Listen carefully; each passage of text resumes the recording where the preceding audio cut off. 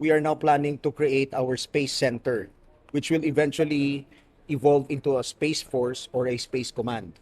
So as early as now, ginagawa na natin yung unit. Anyway, meron naman na tayong mga services that we are tapping in order for us to be able to take advantage of space technology. It will be a center kasi nga we're going to start small muna and then later on we're going to expand into a space command or a space force.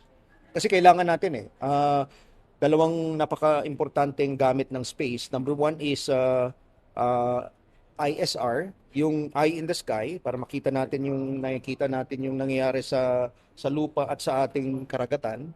And second is to connect all our systems, no? So yung communication systems natin, yung command and control systems natin, missile systems, drone systems, etc. Clarification, satellite, military satellite. Military satellites. In the works na. Yes, yes. Meron na. Ano po yung timeline? Hopefully by 2028, magkaroon na tayo. Yeah. May funding na.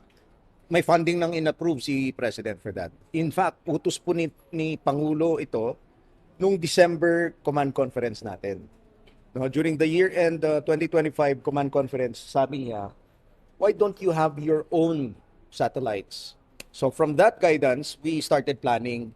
We presented it to him today, to the President today, na it's already in the works. Yung utos niya nung December, ginagawa na natin. Sino po partner natin? Philippine Space Agency ang partner natin dito because they already have the GEO satellite. So siguro tayo baka we will start with the low orbit satellites muna. But this will all be interconnected.